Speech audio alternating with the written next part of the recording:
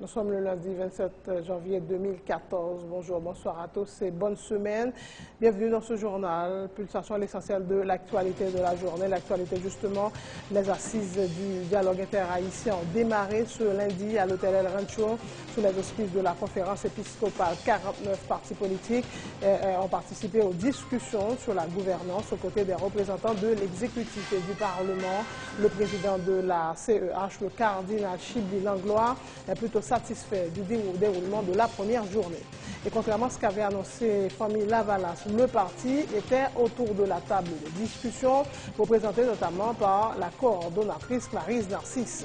Le grand absent, le mouvement patriotique de l'opposition démocratique qui continue de réclamer la démission du président Michel Martelly et l'organisation d'élections anticipées.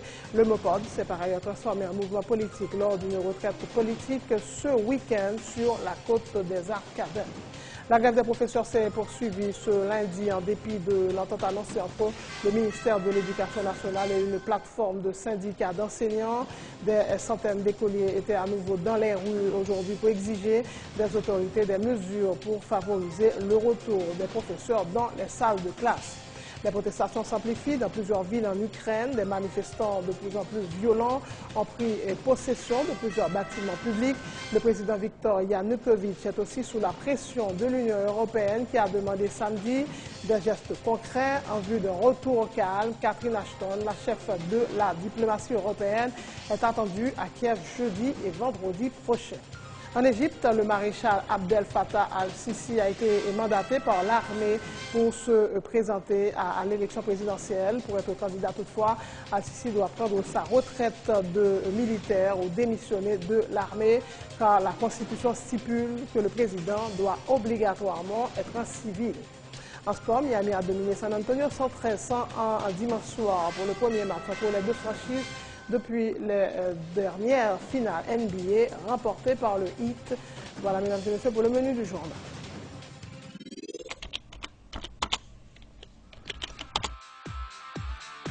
Bienvenue à cette édition d'Information Pulsation, l'essentiel de l'actualité de la journée. Merci de votre fidélité. Bienvenue dans ce premier numéro de Pulsation Week-end.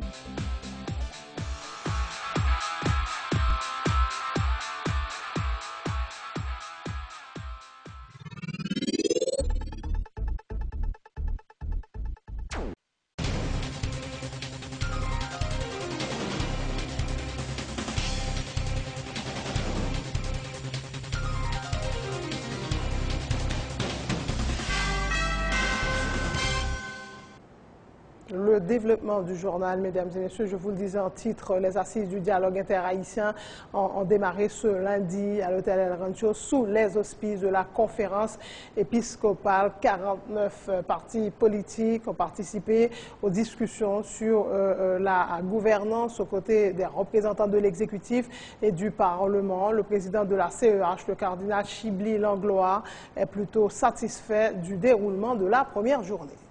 Dans la première journée, nous avons à peu près 48 partis politiques qui étaient là, 48, 49 partis politiques qui étaient là pour être capables de partager sur le thème que nous avons gagné, pour nous partager sur eux pendant tout le temps que nous avons fait le dialogue là.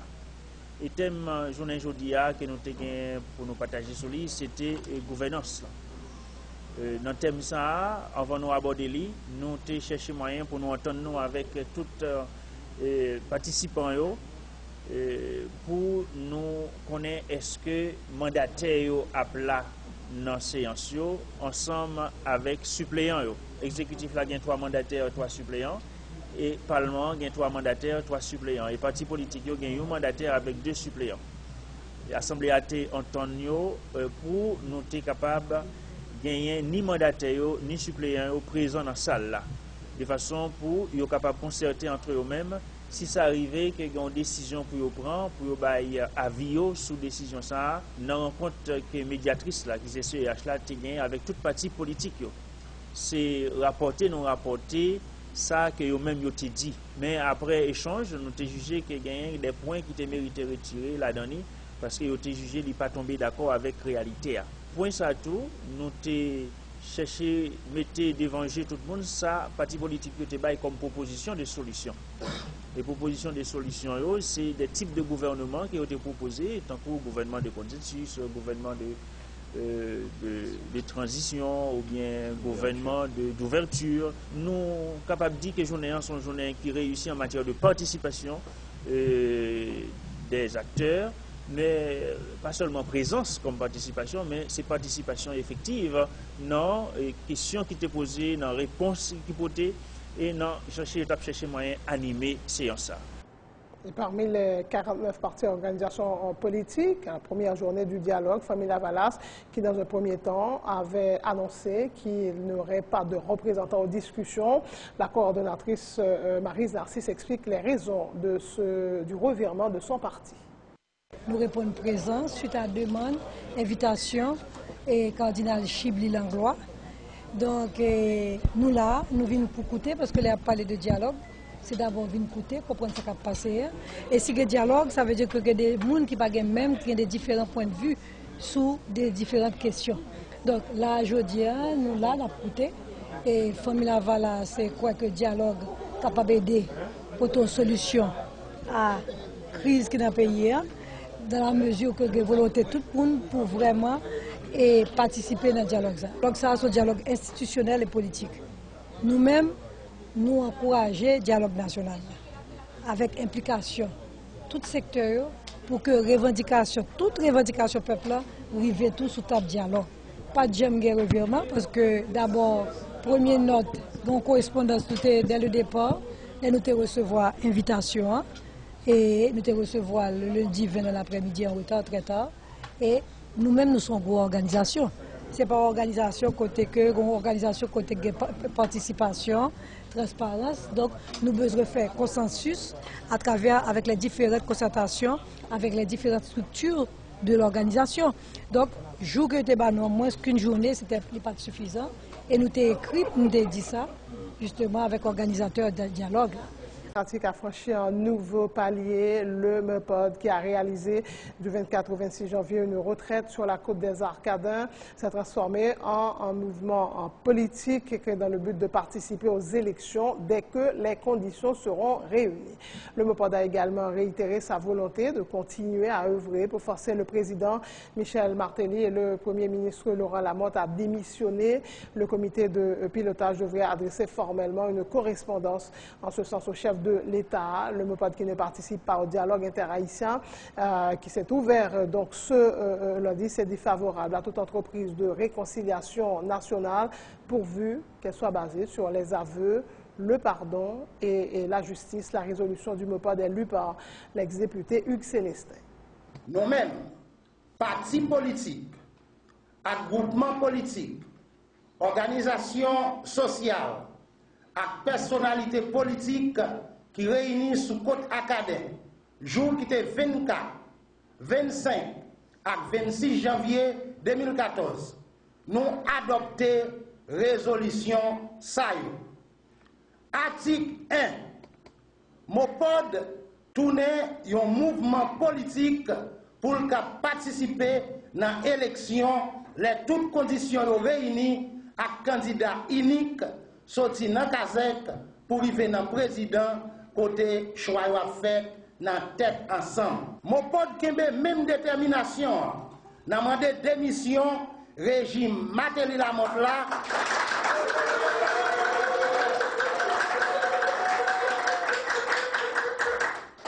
Dans ce sens ça, comité pilotage mon pote là, un mandat pour écrire président de la République là pour demander formellement remettre démission à pouvoir législatif là, à pouvoir judiciaire. Mon pote a défendu comme ça doit.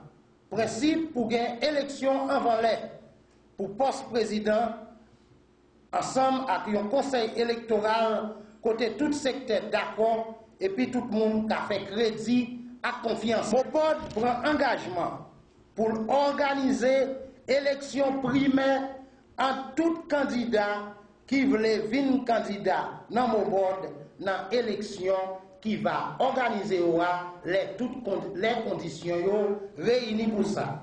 Mon board paraît pour lui faire dialogue à toute force depuis respecter conditions que mon board établi dans le document qu'elle était préparé et était rendu public 19 septembre 2013 là.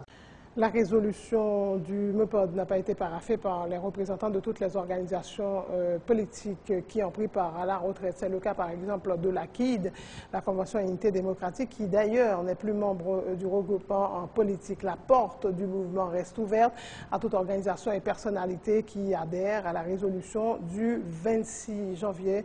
Souligne le MEPOD, le mouvement patriotique de l'opposition démocratique n'entend pas participer à un quelconque dialogue sans la participation de tous les secteurs, a martelé le coordonnateur du MEPOD, l'agronome Jean-André Victor, suivi des déclarations du coordonnateur adjoint Tioneb Delpé.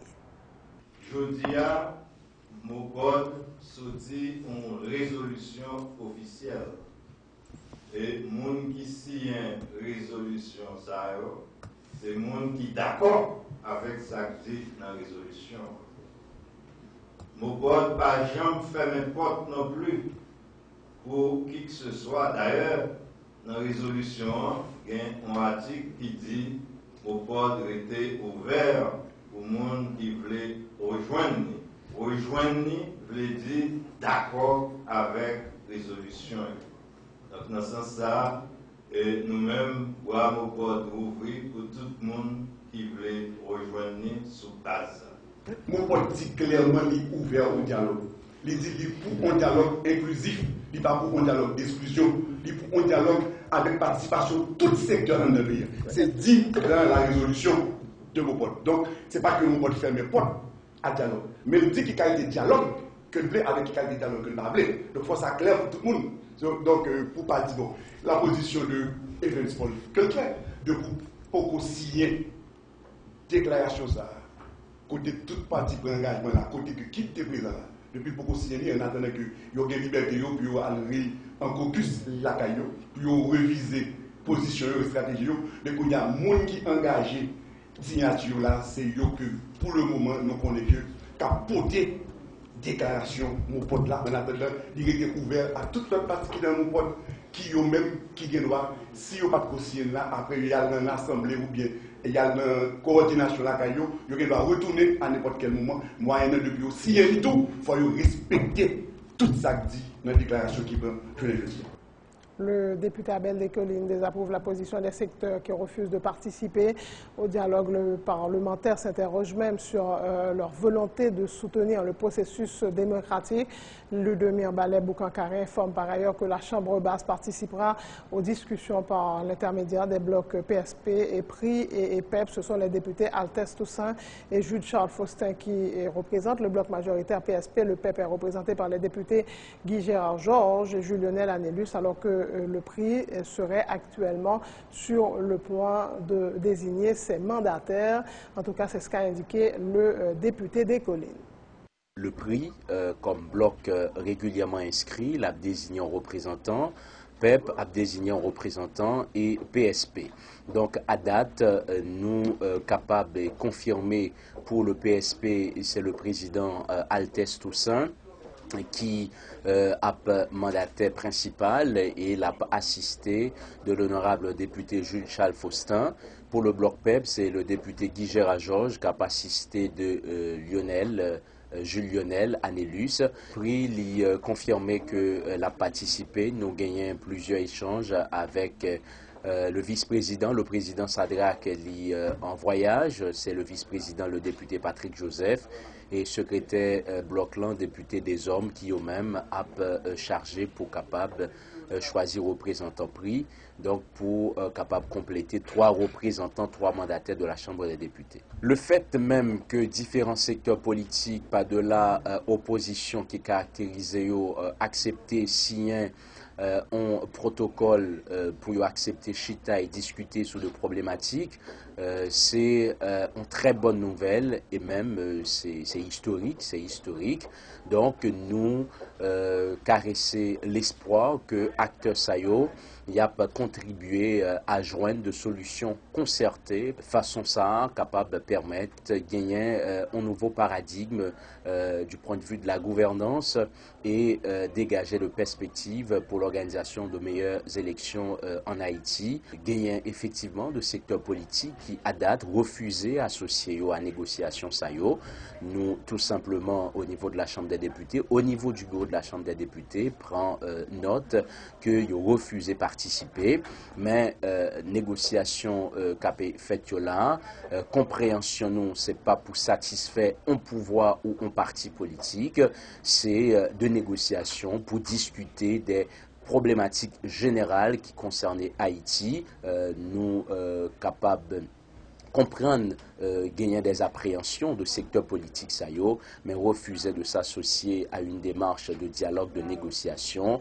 Nous a posé une question, est-ce que nous avons une démarche démocratique par rapport à un secteur ça y est?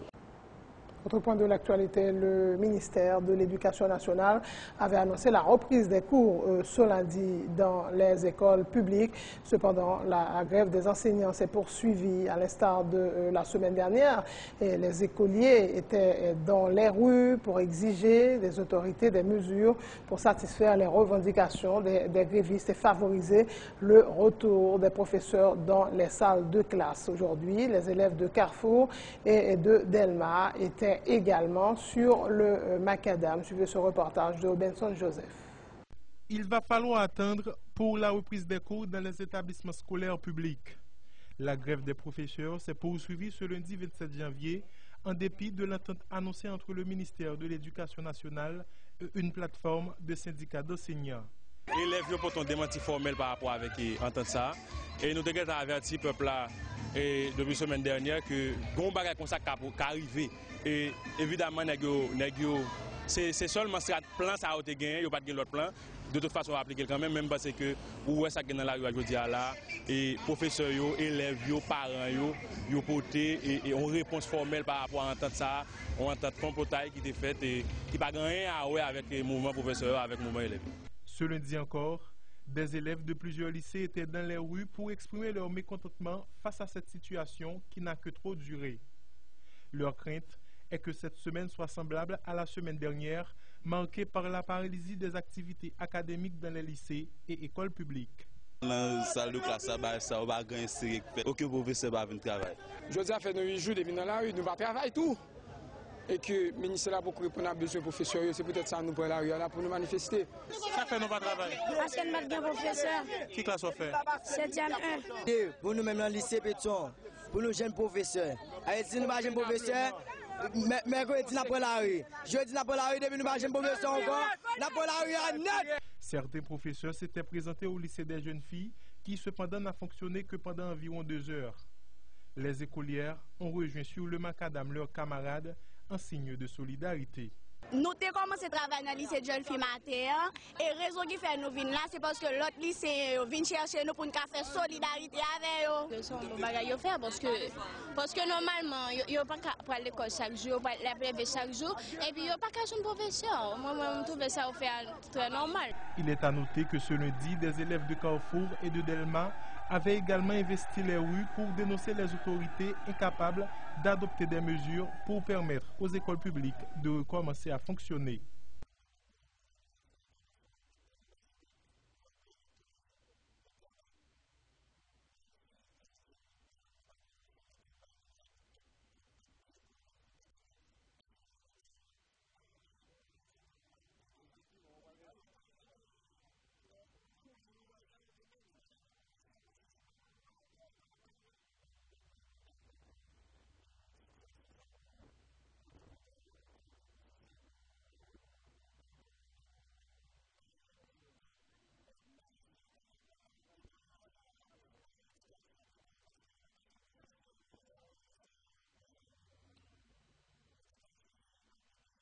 Pour que les professeurs reviennent dans les salles de classe, les syndicats d'enseignants réclament de meilleures conditions de travail, notamment la nomination des enseignants qualifiés et un salaire de base mensuel de 50 000 gourdes. L'Union nationale des Normandie haïtiens dénonce le protocole d'entente signé le week-end dernier par des membres d'une plateforme de syndicats d'enseignants au terme des négociations avec le ministère de l'Éducation nationale. Le coordonnateur général de l'UNO, Josué Mérilien, rappelle que les enseignants ne réclament pas un ajustement salarial, mais la fixation d'un salaire de base à 50 000 gourdes, a-t-il dit. Il demande aux enseignants de rester mobilisés. De son côté, le professeur Ernst Bolivar, membre du bureau exécutif de l'UNO, fait remarquer que rien n'a été dit concernant les écoliers ayant perdu plusieurs jours de classe dans ce protocole. Le protocole d'entente, ça, qui est le protocole de sabotage, un protocole de complotage, qui ça veut dire que ça derrière. Pour nous-mêmes, ça qui est là, côté, il y a un engagement, pour on va pas demander, qu'on ne s'est pas demandé du tout, puisque nous, là, il y a de relèvement salarial. Nous disons que l'enseignant n'a pas demandé relèvement salarial, nous disons que fixation au salaire de base, à partir du salaire de base, si vous voulez faire relèvement, on va faire. Mais enseignant pour un salaire, comment comprendre des oui qui sont syndicalistes à parler de relèvement salarial alors que l'enseignant pour un salaire. Si on tente coquer, on tente mettre dame pour tenter craser le mouvement mobilisation enseignant, c'est qu'on n'est pas résoudre dans le problème qu'a posé là. L'année prochaine, par ailleurs, enseignants, élèves dans la rue pour même question. Nous pensons que, je dis, ça qui est là, c'est arrêt de mort enseignants qui ont signé comme enseignants intelligents. C'est ça que je dis.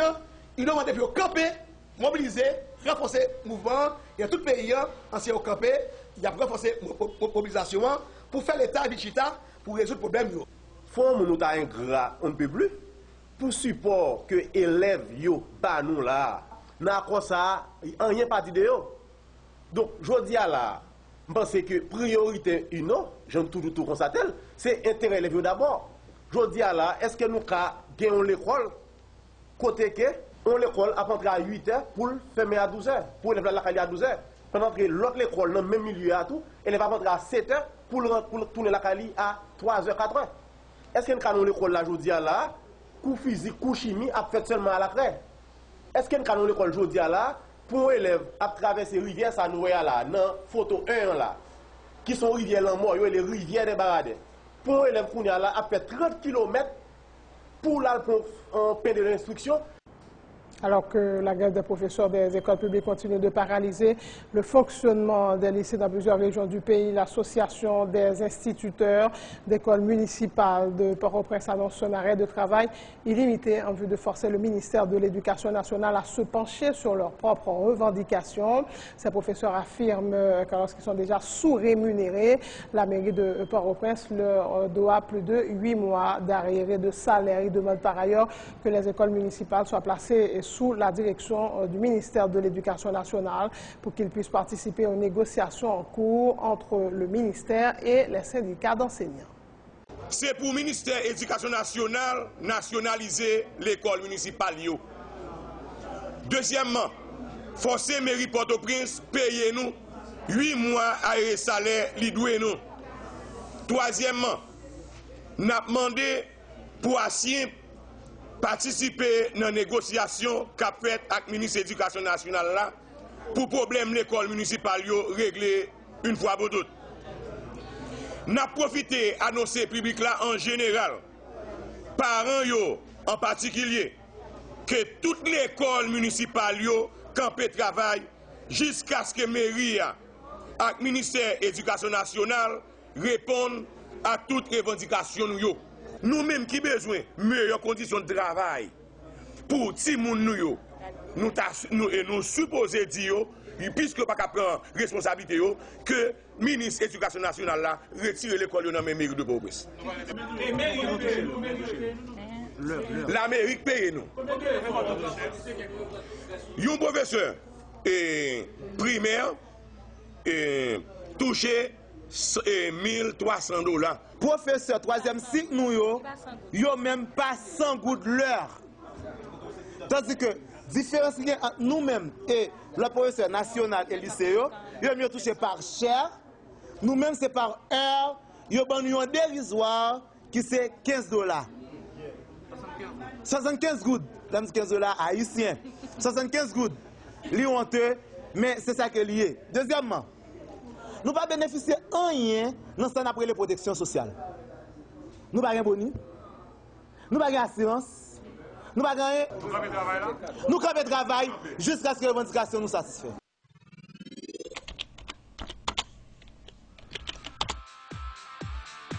Bienvenue à cette édition d'information Pulsation, l'essentiel de l'actualité de la journée. Merci de votre fidélité. Bienvenue dans ce premier numéro de Pulsation Week-end.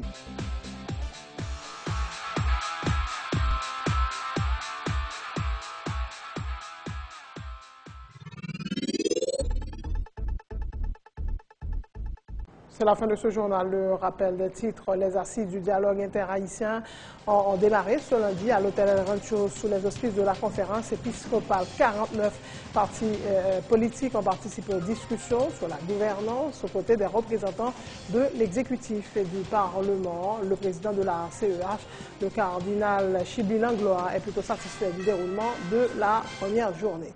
Et contrairement à ce qu'avait annoncé Fomi Lavalas, le parti était autour de la table des discussions, représentée notamment par la coordonnatrice Maryse Narcisse. Le grand absent, le mouvement patriotique de l'opposition démocratique qui continue de réclamer la démission du président Michel Martelly et l'organisation d'élections anticipées. Le MOPOD s'est par ailleurs transformé en mouvement politique lors d'une retraite ce week-end sur la côte des Arcadins. La grève des professeurs s'est poursuivie ce lundi en dépit de l'entente annoncée entre le ministère de l'Éducation nationale et une plateforme de syndicats d'enseignants. Des centaines d'écoliers étaient à nouveau dans les rues aujourd'hui pour exiger des autorités et des mesures pour favoriser le retour des professeurs dans les salles de classe.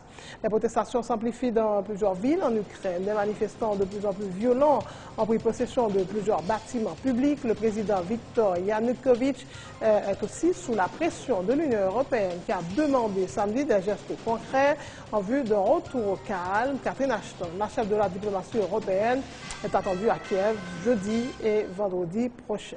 En Égypte, le maréchal Abdel Fattah al-Sisi a été mandaté par l'armée pour se présenter à l'élection présidentielle et pour être candidat. Toutefois, al-Sisi doit prendre sa retraite de militaire ou démissionner de l'armée car la Constitution stipule que le président doit obligatoirement être un civil. En sport, Miami a dominé San Antonio 113-101 dimanche soir pour le premier match entre les deux franchises depuis les dernières finales NBA remportées par le Heat.